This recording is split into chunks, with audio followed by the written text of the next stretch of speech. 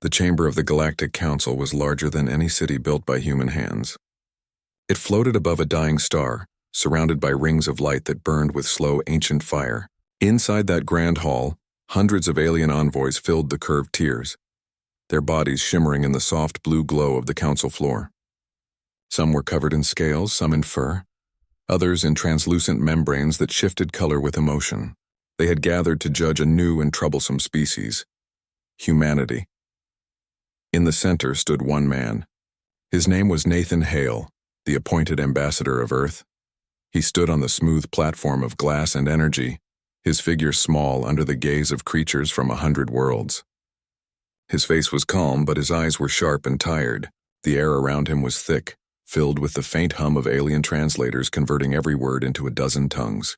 Across from him, high upon a golden dais, sat the Chancellor of the Council, Vire, a tall being with 7 eyes that glowed faint blue.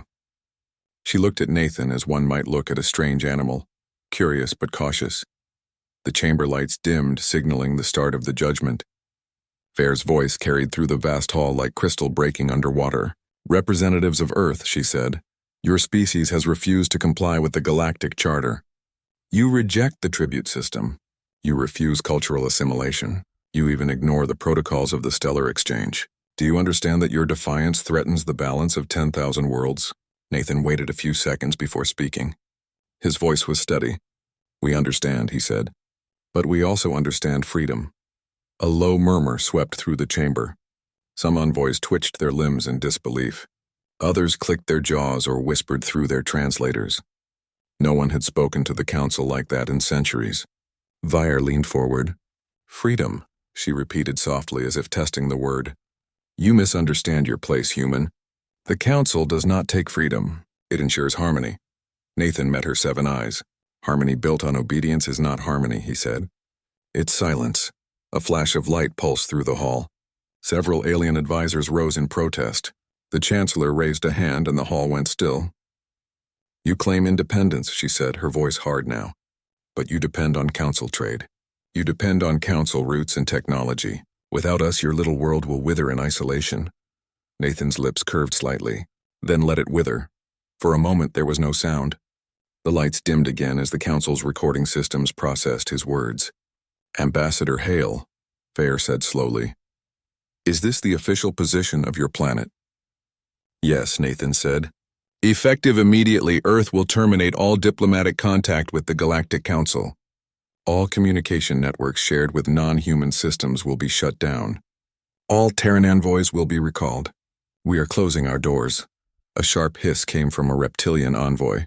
A watery creature nearby made a series of frantic bubbles that translated into a single word: impossible. Vare rose from her seat, her long body stretching almost 3 meters high. "You cannot simply walk away," she said. "Every species is bound by council law." Nathan's expression did not change. "Then humanity will be the first to break it." Before she could respond, the platform under Nathan began to glow. The blue light of his holographic projection flickered, showing that he was not truly there. He was speaking from a distant, secure location on Earth, projecting his image across light years. The glow brightened, and his voice carried one last time through the chamber. "This conversation is over." The image vanished. The sound cut off. The chamber went dark for a second, then returned to its normal pale light. The human delegate was gone. Only silence remained. No one spoke. The hum of the translators faded into emptiness. Vare slowly sat back down, her eyes blinking one by one. "Find them," she ordered. "Find their networks. Restore contact." But when the council technicians tried, they failed. Every channel connected to human systems had gone dead. The relay satellites at the edge of Sol had powered down. Even the diplomatic beacons placed near Mars returned no signal. Humanity had not only left the chamber, they had vanished from the galaxy's web. That silence grew heavier with each passing minute. The council had existed for 12,000 years, uniting thousands of species under one system. No one had ever refused them. No one had ever dared to disconnect. To lose even one world was unthinkable. But to lose an entire civilization that had provided vital technologies, trade routes, and raw materials was chaos. Whispers filled the hall. A thin creature with silver feathers leaned toward its neighbor. "Did they plan this?" it asked. How could they cut so many lines at once? Another envoy covered in purple shells answered, Humans built half those systems themselves.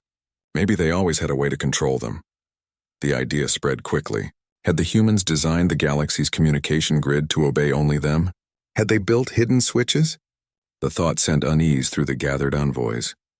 Chancellor Vare called for order. We will not fall to paranoia, she declared. The humans are young. They are proud, but they are dependent. They will return. Her words sounded confident, but her eyes told another story. She had seen the human data before. Their rapid progress, their unpredictable inventions, their strange ability to adapt to any threat.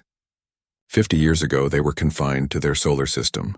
Now they possessed faster-than-light drives, quantum encryption no one could decode, and artificial minds that could outthink council computers. They learned faster than any race she had ever known. After the session ended, the council chambers emptied slowly. Groups of envoys argued in the corridors. Some called for patience, others for punishment. Vire remained alone on the dais, staring at the empty space where Nathan Hale's hologram had stood.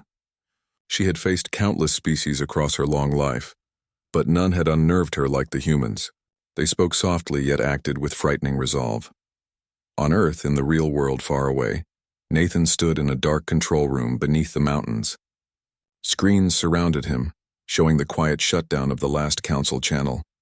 Around him, a few officers watched silently as the final transmission light turned red, then black. All connections severed, one of them reported. Nathan nodded. Then it's done. Outside the bunker, the world was strangely calm. The night sky was full of stars, each one linked to a world that would soon feel Earth's absence. He thought of the Chancellor's words, of the threat disguised as diplomacy, and he wondered how long it would take for them to realize what humanity had already built behind closed doors. In orbit, massive satellites shifted their alignments. The Helios network, Earth's independent communication grid, activated a silent protocol. Data streams rerouted through hidden relays beyond Pluto, invisible to any foreign scan.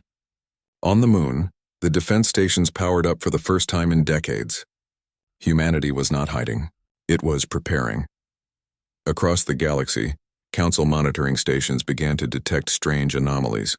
Human trade ships vanished from established routes, yet faint signals hinted at new paths through deep space. Unregistered wormholes flickered in dark sectors too stable to be natural. It was as if Earth had opened its own secret gates. By the second day, panic had started in the Council's lower ranks. Some worlds relied on human-made power systems. Without the Terran engineers maintaining them, reactors began to fail. Starship traffic slowed. The network that connected the galaxy started to flicker. Vare called an emergency meeting, but no one could focus. Every species had questions and no one had answers. Reports came in from border sectors where human outposts had simply disappeared, buildings and all. A few scouts claimed they had seen human ships leaving those regions with cargo holds full of data cores, as if they had been planning this withdrawal for years. At the edge of Council space, automated drones found something more disturbing. The relay satellites once shared by dozens of species now broadcast a single message. Access restricted. Authorization. Terran command only. Every attempt to override failed. The satellites self-destructed when tampered with. Vare stood before the council table, her voice tight. They have locked us out, she said. Completely. The words spread like a wave of ice. Every envoy turned toward her. Someone shouted that it was an act of war. Someone else shouted that humanity must be punished before it became too strong. But Vare remained silent. She was remembering the look in Nathan's eyes when he said those final words. He had not spoken out of anger. He had spoken out of certainty. Far away on Earth, Nathan watched the first council response appear on his private screen. Dozens of messages filled the buffer, all demanding explanation, all unanswered. He closed the display and looked through the window at the night sky. They'll panic, said one of his officers quietly. They already are, Nathan replied. He turned away from the stars. Now we see what happens when the galaxy loses its favorite crutch. Behind him, machines hummed quietly, connecting to systems only humans knew existed. Across the solar system, silent watchers, their deep space drones awoke and began to move outward. Earth had closed its doors to the Council, but somewhere beyond the rim of known space, new doors were opening. The stars above shimmered faintly, and Nathan felt a strange calm. For the first time, humanity stood alone, and that, he thought, was exactly how it needed to be. 3 days after the humans left the Galactic Council, fear began to spread through the great alliance of worlds. The trade routes that linked the spiral arms were slower now. Messages between star systems took hours longer than usual. It started small, missed updates, broken signals, a few lost shipments, but the delays grew worse each day. The reason was simple. Every major communication system in the galaxy depended on human-built technology. In the early days of expansion, Earth had shared its inventions freely. Their engineers had improved the quantum relays, the hyperlane sensors, and the subspace transmitters. No one questioned their generosity. Now, without warning, those systems were silent. The relays went dark. The transmitters stopped responding. When the Council's engineers tried to reboot them, nothing worked. They had been designed to listen only to one authority, Earth's. In the main chamber of the Council, chaos ruled. Voices of hundreds of alien species filled the air, echoing against the shining walls. Some shouted for sanctions, some demanded war, and some begged for calm. Chancellor Vare sat at the center, trying to maintain order. Her eyes glowed dimly as she read the reports. Energy grids in several worlds had gone offline because their control hubs used Terran software. Massive starships were stranded in mid-flight, their navigation cores frozen by missing data. Even the Council's central archive flickered in and out. "They built our systems to depend on theirs," one envoy cried out. "They have trapped us."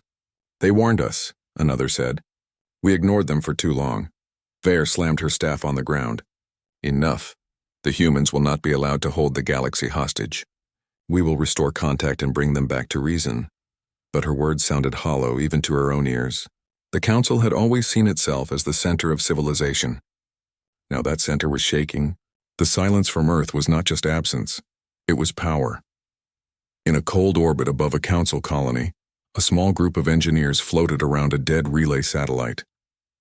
The relay had once handled millions of messages each second. Now its shell was cold and lifeless. The engineers connected cables, trying to restart it, but every command failed. Then one of them noticed a faint light blinking deep inside the machine. A small human-made core that pulsed once every few seconds like a heartbeat. The blinking slowed, then stopped.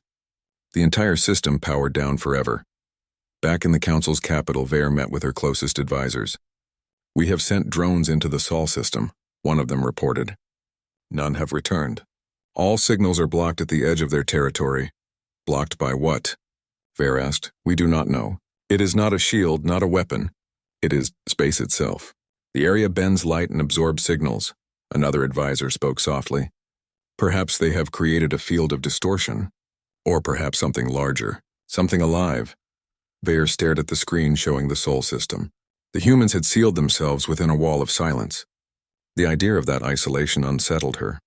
No other species had ever dared to close their borders completely. She remembered the moment Nathan Hale vanished from the chamber, his last words echoing like a prophecy. Integration denied. The panic reached the trade worlds next. Planets that relied on Terran cargo ships began to suffer shortages.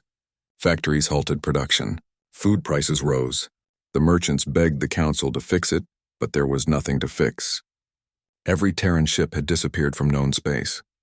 Their transponders no longer transmitted. It was as if the humans had melted into the dark between the stars. Rumors began to spread. Some said the humans had found a new galaxy and moved there. Others claimed they had discovered a secret energy source beyond comprehension. A few whispered that Earth had allied with ancient powers sleeping beyond the rim. No one knew the truth, but everyone agreed on one thing. The humans had done something no one else could. Inside a secret Council research station, a group of scientists tried to hack into a human data core they had captured years ago. The device looked simple, just a small metal cube, but its surface was covered with strange geometric lines that changed when viewed from different angles. The scientists placed it in containment and began scanning. The cube resisted every attempt. Then it began to vibrate. Before anyone could react, the lights flickered, and the station's main computer shut down. When the systems came back online, all data related to human technology had vanished. The cube had erased it. Then it melted into a pool of metal and hardened again, perfectly smooth as if nothing had happened. The report reached Vare the next day. She read it twice and then looked out the window at the distant stars. "They built safeguards into everything," she said quietly.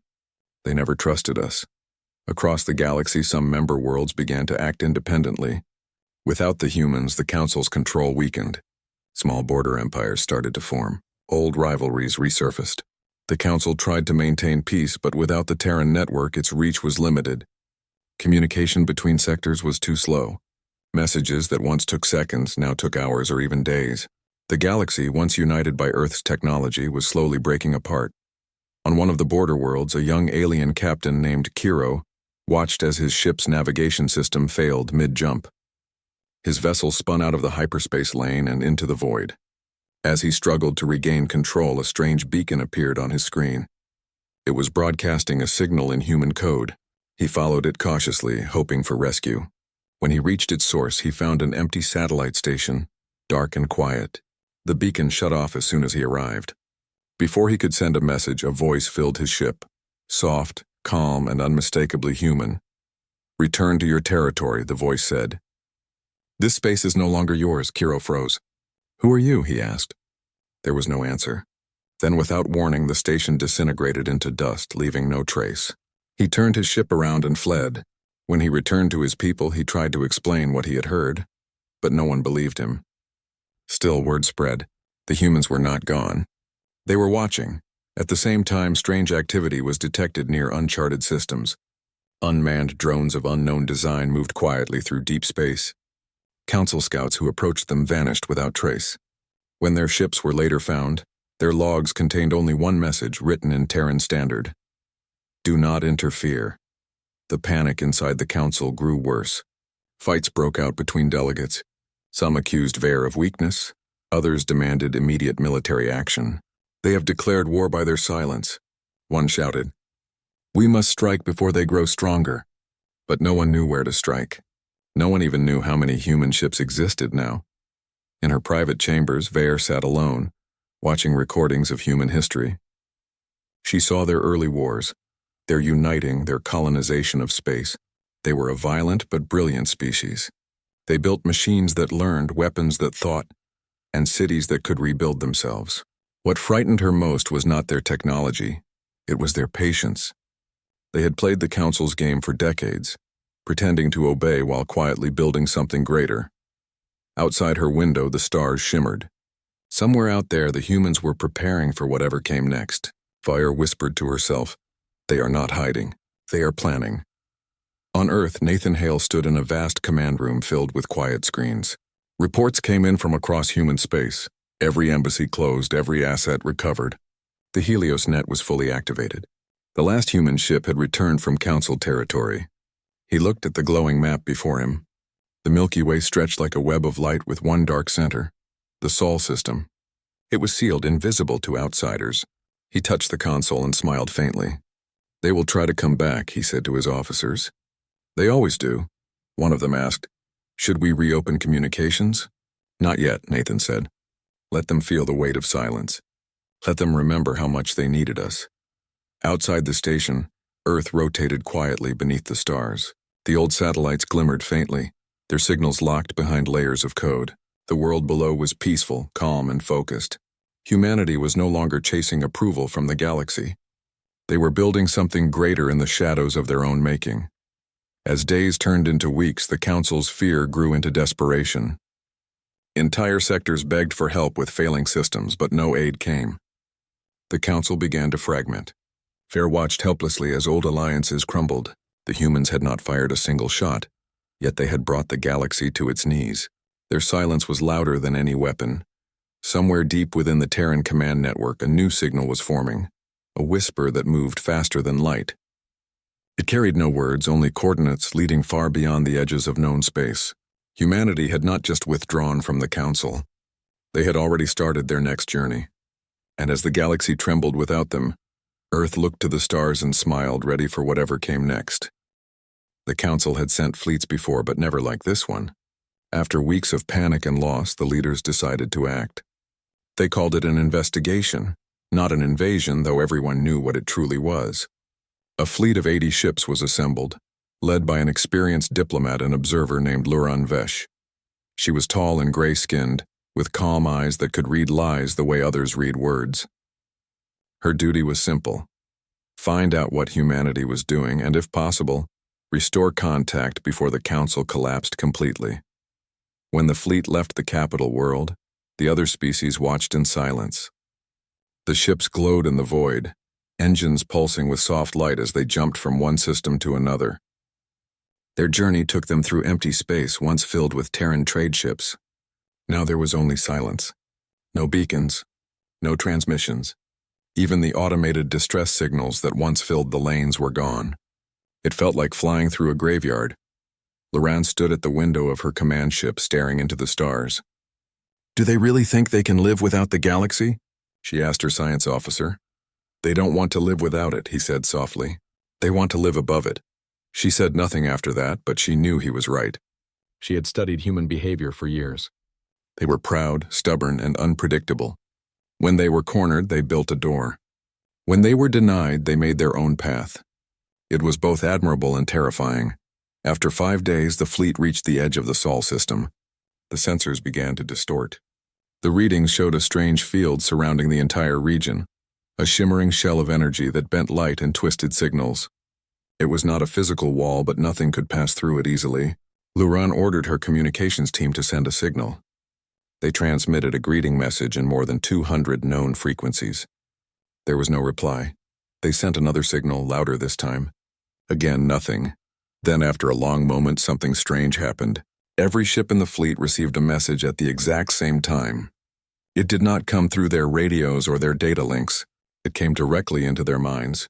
A single voice, calm and clear, spoke in every language at once. "You are trespassing in Terran-controlled space. Turn back." The voice sounded human, but deeper, like it was coming from the air itself. Some crew members shouted in fear. Others tried to trace the source, but there was no signal to follow.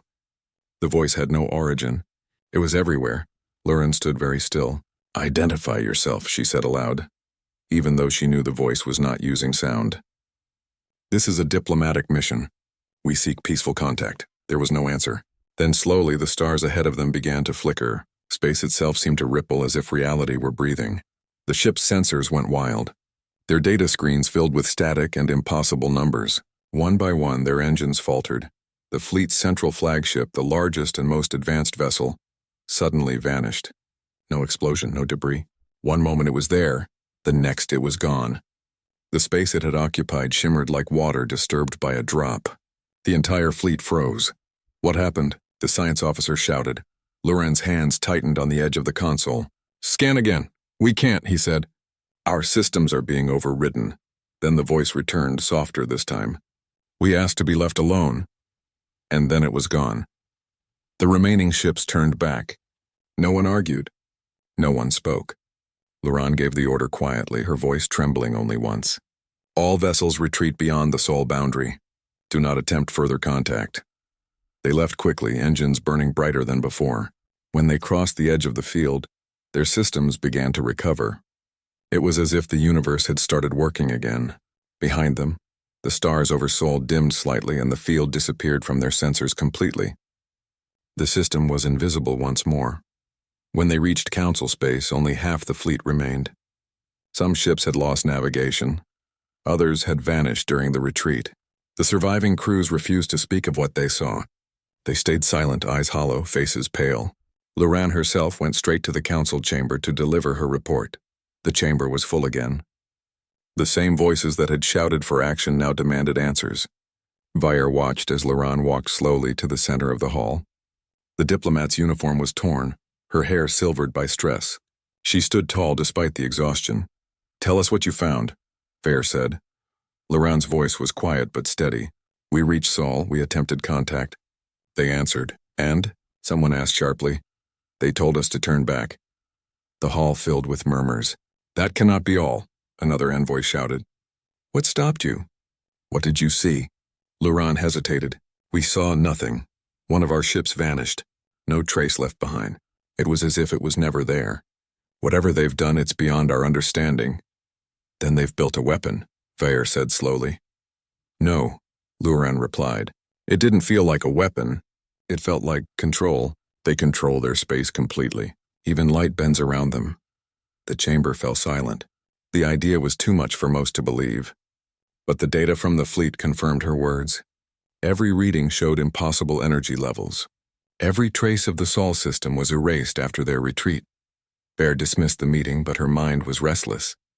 She knew what this meant. The humans were no longer just another race under the Council's influence.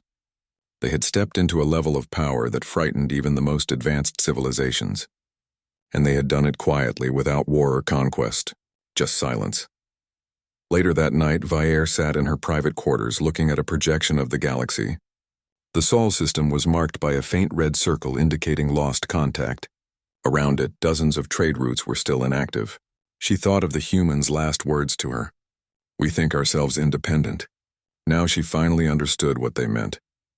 In another part of the galaxy, deep within Terran space, Nathan Hale watched the report of the Council's fleet returning home. His officers stood behind him in silence. "They sent 80 ships," one of them said. "Only 40 came back." Nathan's eyes were cold. "They won't send another." "They'll panic," the officer said. "They already have," Nathan replied. "They still think this is about isolation. It's not. It's about balance. For too long, they built their peace on control. Now they'll have to build it on respect." Outside the observation window, a massive ring structure floated in orbit around the moon. It was not a weapon, though many would mistake it for one. It was a gate, an artificial wormhole powered by the Helios net. Through it, human ships moved quietly to distant regions unknown to the Council. The gate pulsed softly, opening and closing in rhythm with the network's hidden commands. Humanity had not stopped exploring. They had simply stopped sharing. Back in the Council capital, fear turned into suspicion. Some species began accusing others of working secretly with the humans. Old alliances cracked. Trade partners turned enemies overnight. The great order that had ruled for 12,000 years began to fracture. And through it all, the humans said nothing. Laran tried to warn them. She spoke before the Council once more, her voice desperate. "You must not provoke them further. They could destroy us if they wished, but they haven't. That means something. They are not our enemies unless we make them one." But few listened. Power and pride blinded them. Some called her a coward, others a liar. The Council voted to prepare a new fleet, this one with weapons instead of diplomats. When she heard the result, Laran felt a chill deep in her bones. She had looked into the silence of Sul and felt something vast staring back. She knew what would happen if they attacked again. Far away on Earth, Nathan Hale stood on a balcony overlooking the lights of a sleeping city. He could feel the hum of the Helios net beneath his feet, a living web of machines and minds that connected every Terran colony. Somewhere beyond the moon, the new gates were opening one by one, expanding humanity's reach beyond the Council's stars. He looked up at the night sky and whispered, "They'll come again, let them. We'll be ready." The stars reflected in his eyes, sharp and bright. The silence of space stretched around him, deep and endless, not as emptiness but as strength. Humanity had found its place, not among the Council's rules but beyond them. And though the galaxy trembled in fear, Earth stood calm, watching, waiting, and planning for what came next. The Galactic Council was falling apart. Weeks had turned into months since the failed mission to Sol, and now fear ruled every meeting. The great chamber that once echoed with proud speeches was now filled with shouting, suspicion, and chaos. Trade between the core worlds was breaking down. Many sectors no longer obeyed Council law, and through it all, Earth remained silent. Chancellor Vaere had not slept in days. She read report after report, each one worse than the last. Food shortages on rim colonies, power failures on inner worlds, ships refusing to pay their tariffs. She had believed that humanity's silence would be temporary, that they would come back to the table once the pressure grew. But the opposite had happened. The humans had vanished completely, and the galaxy was beginning to realize how much they had relied on them. In a dim meeting room, Vaere faced her inner council. "We must take control," she said. "We cannot let one world destroy 12,000 years of unity." "They already have," replied an older delegate. His skin shimmered like glass, reflecting the faint light. "Every major system that used human technology has failed. Their AIs, their processors, even their energy cores, they were all built by Terran design. Without their oversight, everything breaks down." "They planned this," another envoy said bitterly. "They built our dependence. They wanted to prove their worth by making us weak. Vare's voice rose. Enough! Humanity is not our enemy. But even as she said it, she was not sure she believed it anymore. On one of the border worlds, riots had already begun. Citizens blamed the council for the shortages. They said the humans had been right to leave. The soldiers tried to keep order, but the unrest spread from city to city. In some places, local leaders declared independence, refusing to send resources to the council core. It was the first time in history that the council's rule had been openly challenged.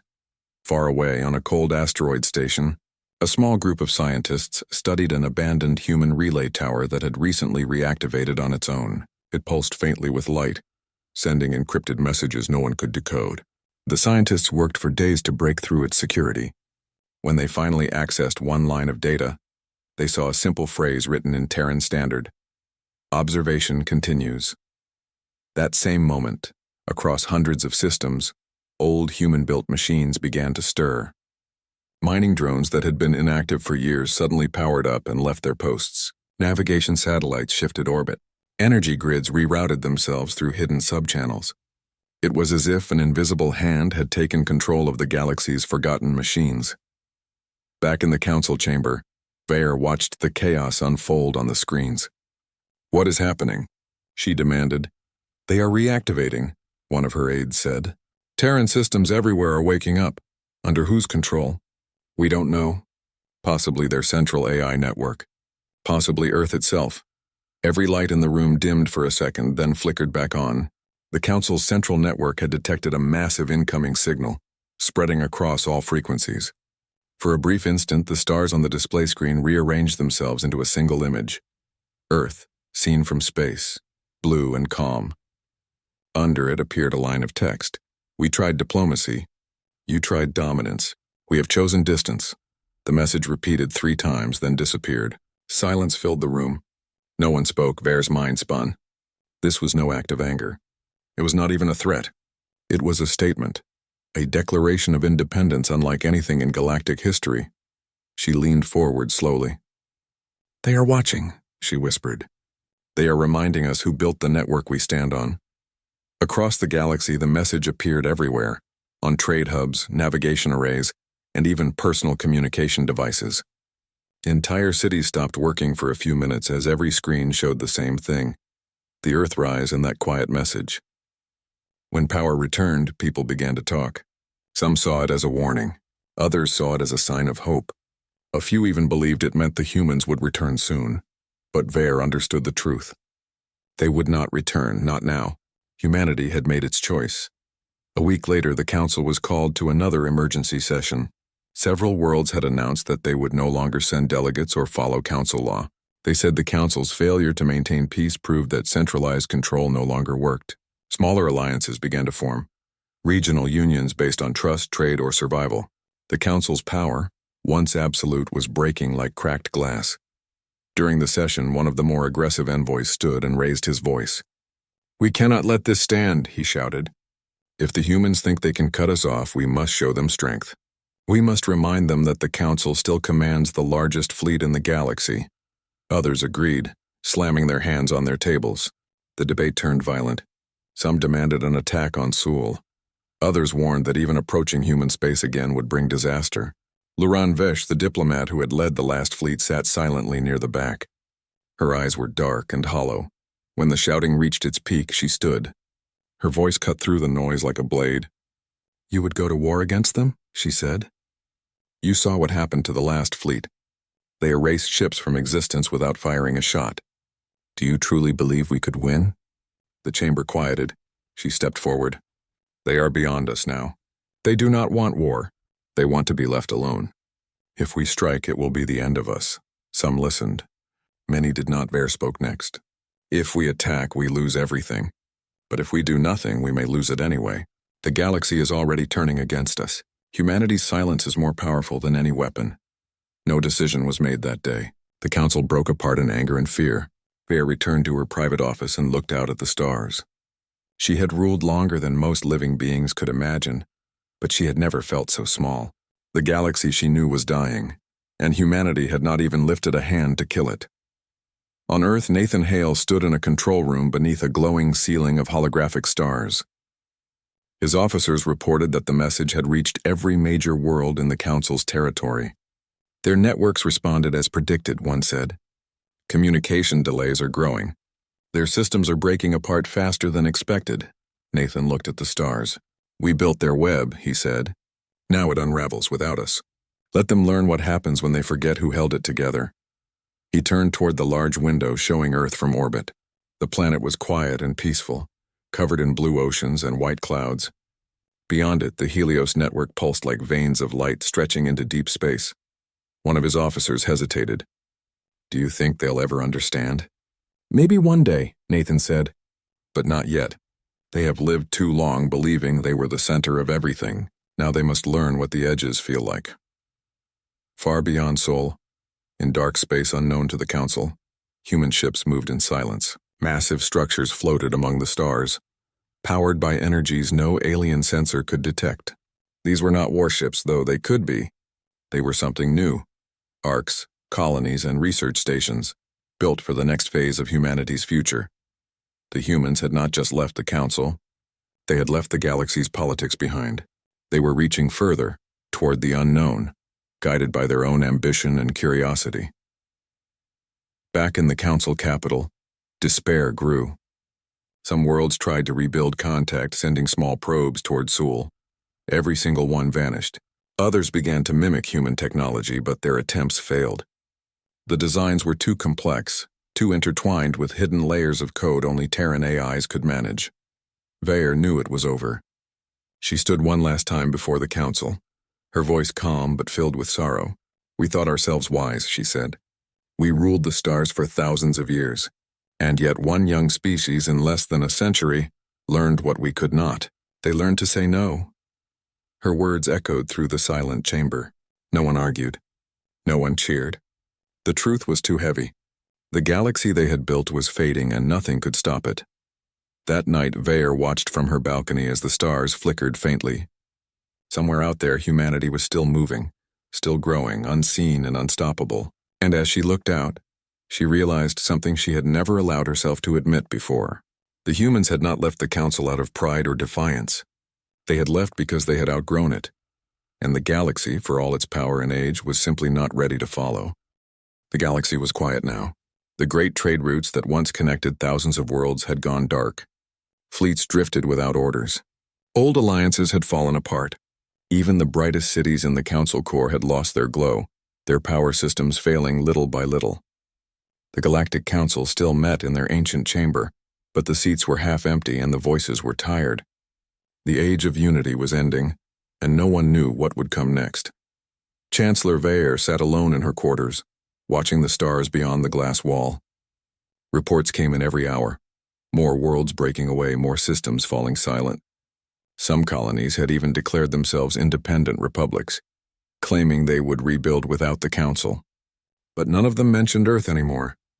It was as if humanity had become a myth, a story that leaders whispered when they wanted to scare their rivals. Vayer closed her eyes.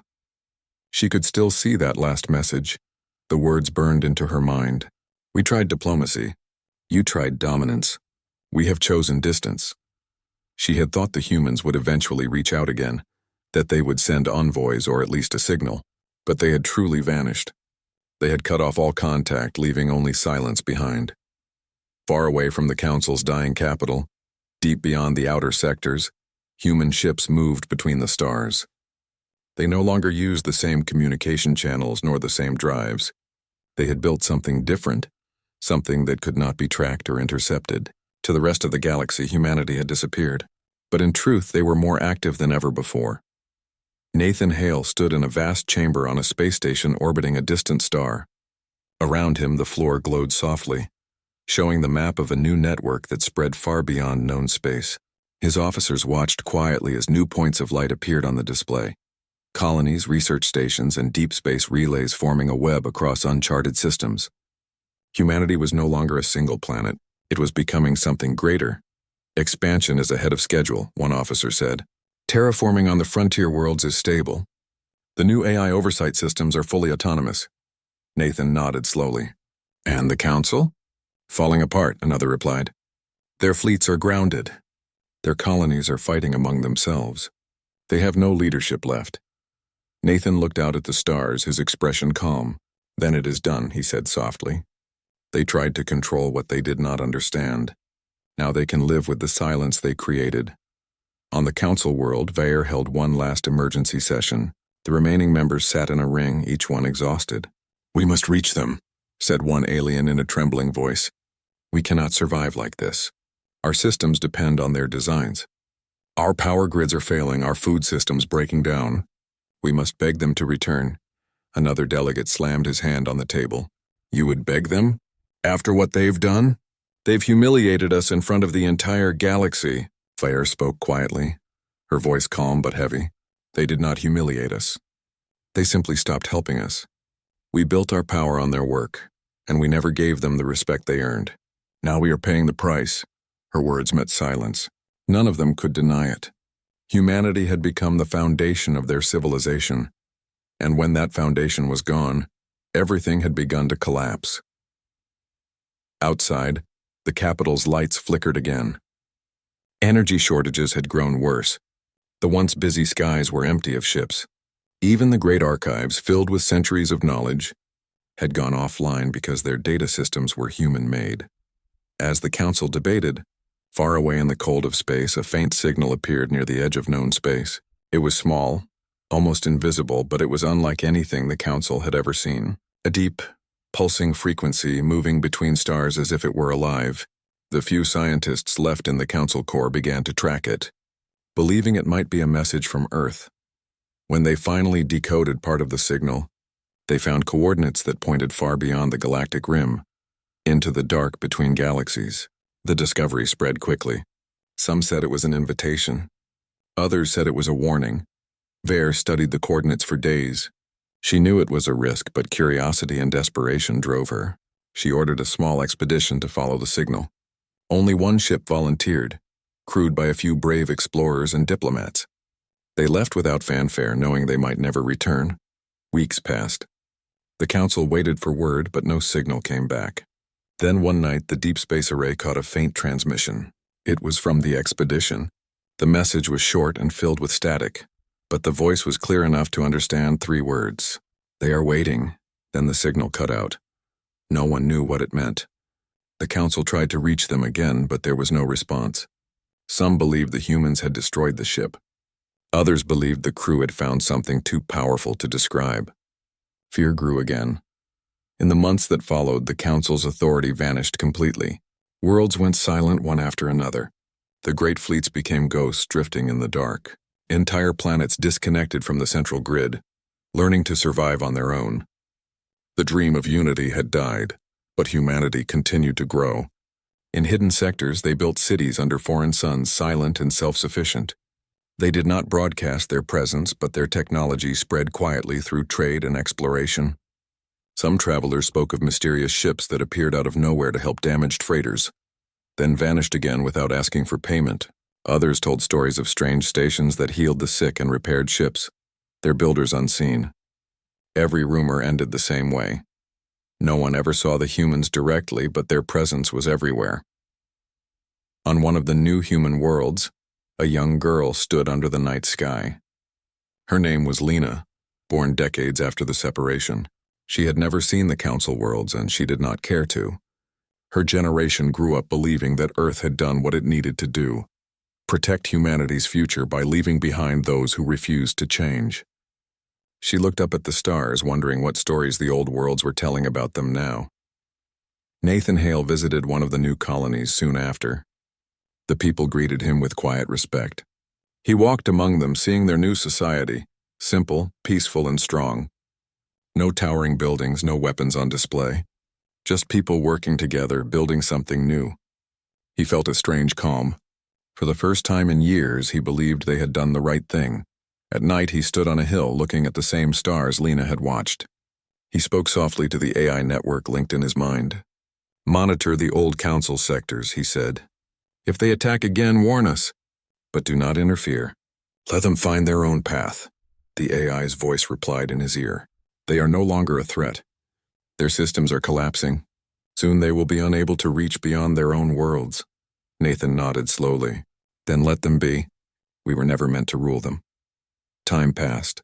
Years turned into decades. The Galactic Council faded into history.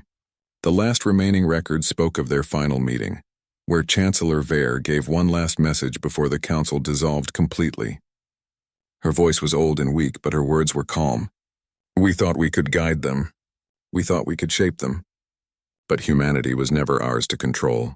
They were a storm we could not contain, and now they have moved beyond us. Her message was recorded in the archives of the few worlds that still remembered the council. Eventually, even those archives went dark. Somewhere beyond the galactic rim, humanity continued to expand. Their ships explored the empty dark between galaxies, searching for new stars to call home. They were no longer the youngest species. They had become the teachers, the explorers, the quiet watchers of the cosmos. And in the silence of deep space, a voice spoke softly through the human network, a message that would never reach the old council worlds, but one that every human could hear. We walked among them and they called us children. Now we walk alone and the stars call us free. The message echoed through the ships and colonies carried by light and silence. On the forgotten worlds of the old council, the stars flickered faintly, and for a brief moment it almost seemed as if they were listening.